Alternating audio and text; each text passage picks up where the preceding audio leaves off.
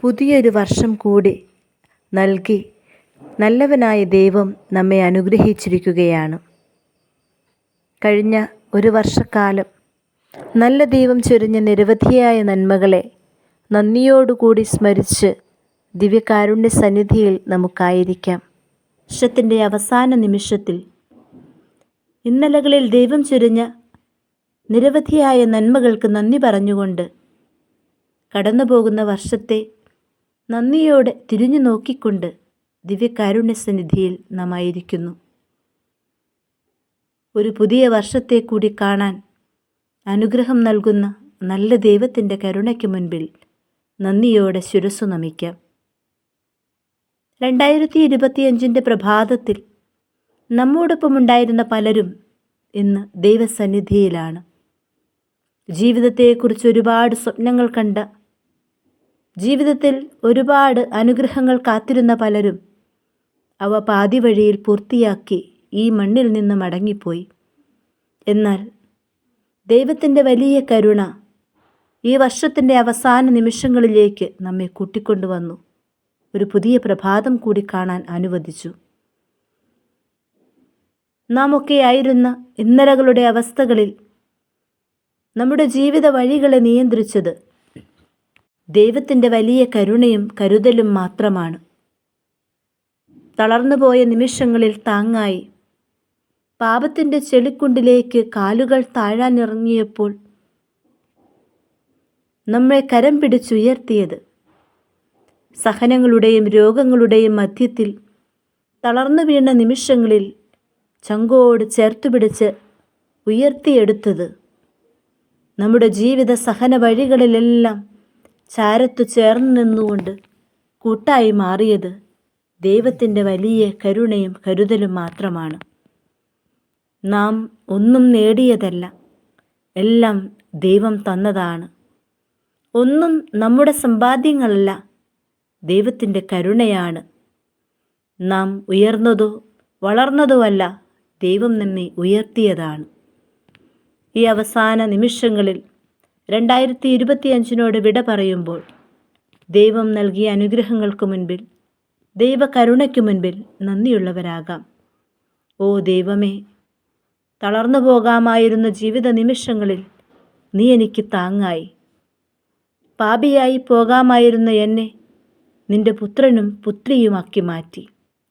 ബലഹീനമായ എൻ്റെ ജീവിത വൈകല്യങ്ങളെ നിന്റെ കൃപ നിറച്ച് അഭിഷേകമാക്കി മാറ്റി.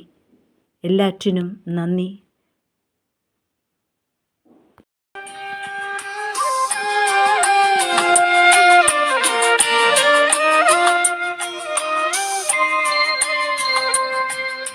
മതിവരുവോളം നീ തന്നതോർക്കുകിൽ മതിയാവില്ലിതൊന്നും മറുവിലയായേകുവാൻ. മതിവരുവോളം നീ തന്നതോർക്കുകിൽ മതിയാവില്ലിതൊന്നും മറുവിലയായേകുവാൻ. എങ്കിലും ദൈവമേ, നിനക്കായേകുവാൻ ദാനമാം ജീവിതം മാത്രമാണെൻ കയ്യിൽ. എങ്കിലും ദൈവമേ, നിനക്കായേകുവാൻ ദാനമാം ജീവിതം മാത്രമാണെൻ കയ്യിൽ. സ്വീകരിക്കണമേ വിശ്വാസവും വിശ്വാസവും എന്നേ മുഴുവനായും. ആബേലിൻ ബലി പോലെ, അബ്രാമിൻ ബലി പോലെ, ആബേലിൻ ബലി പോലെ, അബ്രാമിൻ ബലി പോലെ സ്വീകരിക്കണമേ. വിശ്വാസവും വിശ്വാസവും എന്നേ മുഴുവനായും.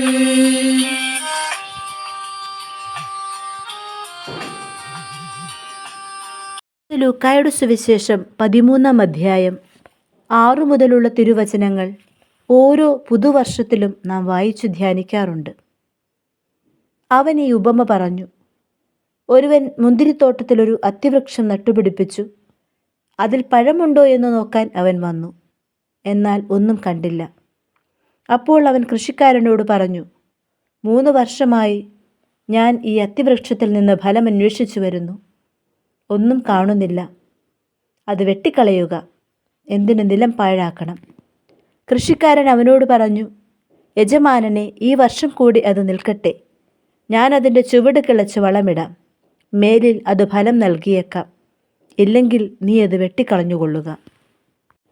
ഓരോ പുതുവർഷത്തിലും നാം നന്ദിയോടുകൂടി പ്രാർത്ഥിക്കുന്നൊരു പ്രാർത്ഥനയുണ്ട്. ദൈവമേ, ഫലം നൽകാൻ 1 വർഷം കൂടി തന്നതിന് നന്ദി. ദൈവത്തിൻ്റെ കരുണ നീട്ടി നൽകിയ ആയുസ്സാണ് നമ്മുടെ ഓരോരുത്തരുടെയും.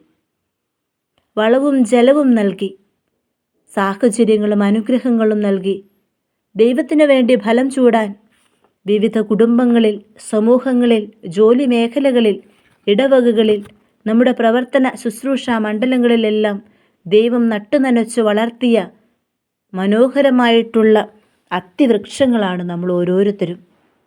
വളരാനും ഫലം ചൂടാനും ആവശ്യമായിട്ടുള്ള സാഹചര്യങ്ങളെല്ലാം നാം ജീവിച്ചു പോന്ന, കടന്നു പോകുന്ന സാഹചര്യങ്ങളിൽ ഇക്കഴിഞ്ഞ വർഷവും ദൈവം നമുക്ക് നൽകി. എന്നാൽ നമ്മുടെ അശ്രദ്ധ കൊണ്ടോ അലസത കൊണ്ടോ നിസ്സംഗത കൊണ്ടോ ദൈവം ആഗ്രഹിച്ച, കുടുംബം ആഗ്രഹിച്ച, സമൂഹം ആഗ്രഹിച്ച ഫലങ്ങൾ പുറപ്പെടുവിക്കുവാൻ സാധിക്കാതെ ഈ വർഷത്തിൻ്റെ അവസാനത്തിൽ നിൽക്കേണ്ടി വരുന്നുണ്ടെങ്കിൽ ദൈവകരുണയുടെ മുൻപിൽ നമുക്ക് ക്ഷമ ചോദിക്കാം.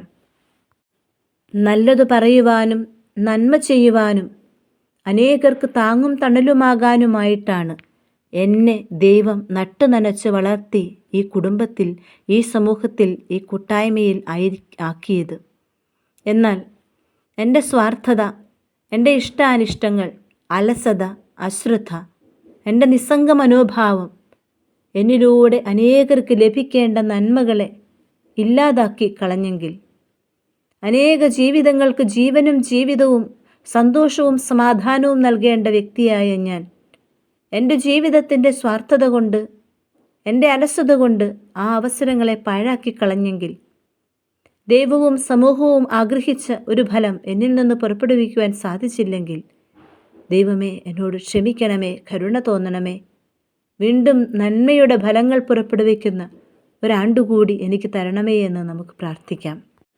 നമ്മുടെ പാപങ്ങൾക്ക് മുഴുവൻ വേണ്ടി പരിഹാരം ചെയ്ത ഒരു കർത്താവാണ് കൽവരിയുടെ കുരിശിൽ ഓരോ ബലിവേദിയിലും ഇന്ന് ബലി അർപ്പിക്കപ്പെട്ടുകൊണ്ടിരിക്കുന്നത്. ആ കർത്താവിൻ്റെ കുരിശോട് ചേർത്ത്, എൻ്റെ മുഴുവനും പാപങ്ങൾക്ക് പരിഹാരം ചെയ്ത അവൻ്റെ ബലികളോട് ചേർത്ത് നമ്മുടെ ഇന്നലത്തുകളിൽ വന്നുപോയ എല്ലാ പാപങ്ങളെയും കുറവുകളെയും ഫലം ചൂടാത്ത അവസ്ഥകളെയും സമർപ്പിച്ചുകൊണ്ട് നമുക്ക് മാപ്പ് ചോദിക്കാം. അവൻ്റെ കരുണക്കടലിൽ കഴുകിമുക്കിയ ജീവിതങ്ങളായതുകൊണ്ടാണ് വീണ്ടും ഒരവസരം കൂടി തന്ന് ഒരു പുതിയ വർഷത്തിൻ്റെ വാതിൽക്കൽ ദൈവം നമ്മെ എത്തിച്ചത്. എല്ലാ പാപങ്ങളെയും പൊറുക്കാൻ കഴിവുള്ള, ക്ഷമിക്കാൻ കഴിവുള്ള കർത്താവിൻ്റെ കരുണയുടെ മുൻപിലേക്ക് നമ്മുടെ പാപങ്ങളെയും നമ്മുടെ മനസ്സിലെ വെറുപ്പിനെയും വിദ്വേഷത്തെയും ഇഷ്ടക്കേടുകളെയും എല്ലാം സമർപ്പിച്ചുകൊണ്ട്, കർത്താവേ, നീ തന്ന ജീവിതത്തെ ഫലമുള്ള ജീവിതമാക്കി മാറ്റാൻ ഒരിക്കൽ കൂടി എന്നോട് കരുണ കാണിക്കണമേ, ക്ഷമിക്കണമേ എന്ന് ആഗ്രഹിച്ച് നമുക്ക് പ്രാർത്ഥിക്കാം.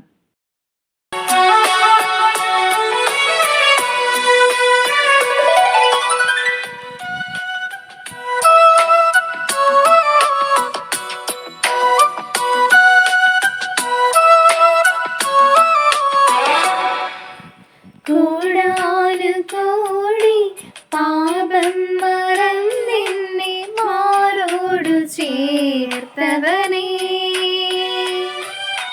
നെഞ്ചിൽ വിരിപ്പോട് കത്തുന്ന നേരം നെഞ്ചോടണച്ചവനേ, വറ്റാത്ത സ്നേഹമേ നിന്നെ നുകരുവാനെത്തുന്നു ആശയോടെ ഞാൻ. വറ്റാത്ത സ്നേഹമേ നിന്നെ നുകരുവാനെത്തുന്നു ആശയോടെ ഞാൻ. കോടാനുകോടി പാപം മറന്നെന്നെ മാറോടു ചേർത്തവനേ,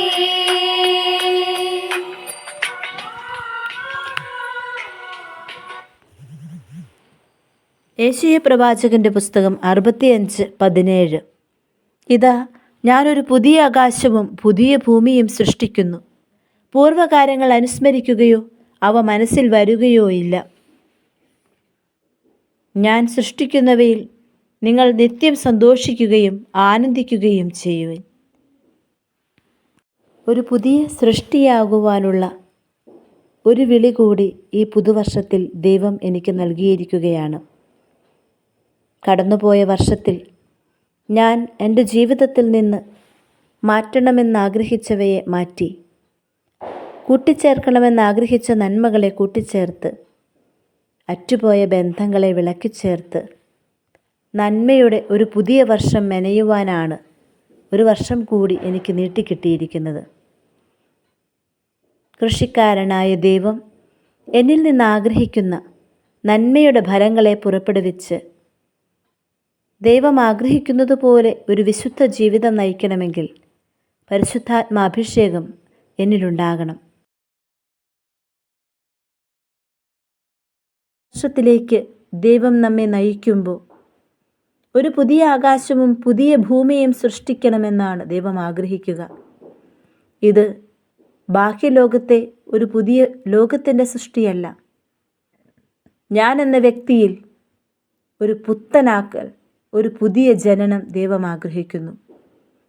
എൻ്റെ വ്യക്തിത്വത്തിൽ, എൻ്റെ സ്വഭാവത്തിൽ, ബന്ധങ്ങളിൽ, ഇടപെടലുകളിൽ മാറ്റേണ്ടവയെ മാറ്റി, ചേർക്കേണ്ടവയെ ചേർത്ത് ഒരു പുതിയ വ്യക്തിയായി മാറാനാണ് പുതുവർഷത്തിൽ ദൈവം എന്നോട് ആവശ്യപ്പെടുന്നത്. ഞാൻ ലോകം മുഴുവനും മാറ്റണമെന്നും മാറണമെന്നും ആഗ്രഹിച്ചാലും ഞാൻ എൻ്റെ മനോഭാവങ്ങളിൽ മാറ്റം വരുത്തിയില്ലെങ്കിൽ, ഞാനൊരു പുത്തൻ വ്യക്തിയായി മാറിയില്ലെങ്കിൽ, ലോകം മുഴുവൻ മാറിയാലും എനിക്കതുകൊണ്ട് ഫലമില്ല. ലോകത്തിന് എന്നെക്കൊണ്ട് ഫലമില്ലാതായി മാറുന്നു. പൂർവ്വകാര്യങ്ങളെ അനുസ്മരിക്കാത്ത, എൻ്റെ ഇന്നലകളെ മുഴുവനും കഴുകി ശുദ്ധീകരിക്കുന്ന, മറന്നുകളയുന്ന ഒരു ദൈവം, ഞാൻ ആഗ്രഹിക്കുന്ന, ദൈവം ആഗ്രഹിക്കുന്ന ഒരു പുതിയ വ്യക്തിയായി ഞാൻ മാറണമെന്നാണ് ദൈവം ഈ പുതുവർഷത്തിൽ നമ്മിൽ നിന്ന് ആവശ്യപ്പെടുന്ന ഏക കാര്യം. അതിന് എൻ്റെ ഇന്നലകളിൽ ഞാൻ ബലഹീനതകളെ ഞാൻ ഉപേക്ഷിക്കണം. എൻ്റെ സ്വഭാവത്തിൻ്റെ കുറവുകളെ ഞാൻ മാറ്റിവെക്കണം. ഞാൻ നടന്നുകൊണ്ടിരുന്ന വഴികളിൽ നിന്ന് ദൈവത്തിൻ്റെ വഴികളിലേക്കൊന്ന് ചുവട് മാറ്റി ചവിട്ടണം. ഒരു പുതിയ വർഷത്തിൻ്റെ പ്രഭാതത്തിൽ ദൈവസന്നിധിയിൽ നമുക്കൊന്നേ പ്രാർത്ഥിക്കാനുള്ളൂ: കർത്താവേ, എന്നെ ഒരു പുതിയ സൃഷ്ടിയാക്കി മാറ്റണമേ. കൊരിന്തോസുകാർക്ക് എഴുതിയ ലേഖനത്തിൽ പൗലോസ്ലീഹ നമ്മെ പഠിപ്പിക്കുന്നത് ഇങ്ങനെയാണ്: ക്രിസ്തുവിൽ നിന്ന് ജനിക്കുന്ന ഓരോ വ്യക്തിയും പുതിയ സൃഷ്ടിയാണ്. പഴയത് കടന്നുപോയി, പുതിയത് നിലനിൽക്കുന്നു. പുതിയ സൃഷ്ടിയാവുക എന്നതാണ് പരമപ്രധാനം. ഈ പുതുവർഷത്തിൽ ദിവ്യകാരുണ്യത്തിൻ്റെ മുൻപിലിരുന്ന് നമുക്കിങ്ങനെ പ്രാർത്ഥിക്കാം: ദൈവമേ, പരിശുദ്ധാത്മാവാൽ എന്നെ ഒരു പുതിയ സൃഷ്ടിയാക്കി മാറ്റണമേ. എന്നെ ജനിപ്പിക്കാൻ, ജ്വലിപ്പിക്കാൻ, പുതിയ സൃഷ്ടിയാക്കി മാറ്റാൻ സഹായിക്കുന്നത് പരിശുദ്ധാത്മാവായ ദൈവമാണ്. എൻ്റെ ഉള്ളിൽ സ്നേഹത്തിൻ്റെ ജ്വാലയുണർത്താൻ, കരുണയുടെ തിരുനാളം തെളിക്കാൻ, എൻ്റെ ചിന്തയിൽ, വാക്കിൽ, പ്രവൃത്തിയിൽ നന്മയുടെ കിരണങ്ങൾ ഉയർത്താൻ കഴിവുള്ളത് പരിശുദ്ധാത്മാവിൻ്റെ സാന്നിധ്യത്തിലാണ്. പുതിയ വർഷത്തിലേക്ക് ചുവടെടുത്ത് വയ്ക്കുമ്പോൾ ആത്മാവിൻ്റെ സാന്നിധ്യം നമ്മുടെ വ്യക്തിജീവിതങ്ങളിൽ, നാം ആയിരിക്കുന്ന കുടുംബങ്ങളിൽ, സമൂഹങ്ങളിൽ, പ്രവർത്തന മേഖലകളിൽ, ജോലി സ്ഥലങ്ങളിൽ നാം എവിടെയൊക്കെ കടന്നു ചെല്ലുന്നു അവിടെയൊക്കെ പരിശുദ്ധാത്മാവിൻ്റെ സാന്നിധ്യം പകരുന്ന കൃപയുടെ ജീവിതം നയിക്കുന്നവരായി തീരാൻ ആത്മാഭിഷേകത്തിനായി ദാഹിച്ചുകൊണ്ട്, പ്രാർത്ഥിച്ചുകൊണ്ട് ഈ പുതിയ വർഷത്തിലേക്ക് നമുക്ക് പ്രവേശിക്കാം. ആത്മാവായ ദൈവമേ, എന്നിൽ നിറയണമേ, എൻ്റെ കുടുംബത്തിൽ നിറയണമേ, സമൂഹത്തിൽ നിറയണമേ, വ്യക്തി ജീവിതങ്ങളിൽ നിറയണമേ. ഈ ലോകത്തിൽ മുഴുവൻ നിറഞ്ഞ് ദൈവിക സാന്നിധ്യം കൊണ്ട് ഈ ലോകത്തെ ജ്വലിപ്പിക്കണമേ. പുതിയ വർഷം ആത്മാഭിഷേകത്തിൻ്റെ, ആത്മീയ ശക്തിയുടെ, ദൈവ കൃപയുടെ, അനുഗ്രഹത്തിൻ്റെ വർഷമാക്കി മാറ്റണമേ. പുതിയ സൃഷ്ടിയായി എന്നെ രൂപാന്തരപ്പെടുത്തണമേ. ആമേൻ.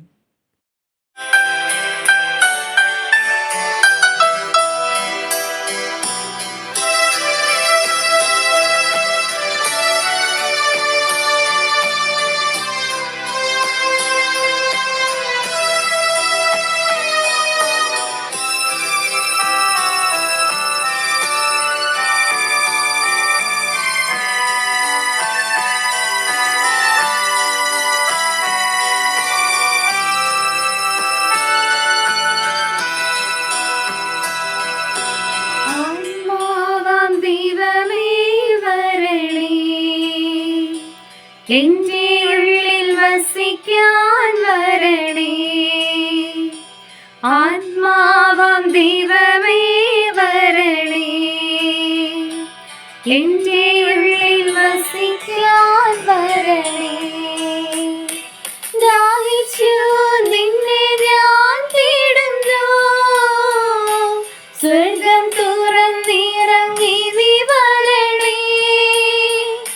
ദാഹിച്ചു നിന്നെ ഞാൻ തേടുന്നു. സ്വർഗം തുറന്നിറങ്ങി നീ വരണേ. ആത്മാവാം ദൈവമേ വരണേ. എൻ്റെ ഉള്ളിൽ വസിക്കാൻ വരണേ. ആത്മാവാം ദൈവമേ വരണേ. എൻ്റെ ഉള്ളിൽ വസിക്കാൻ വരണേ.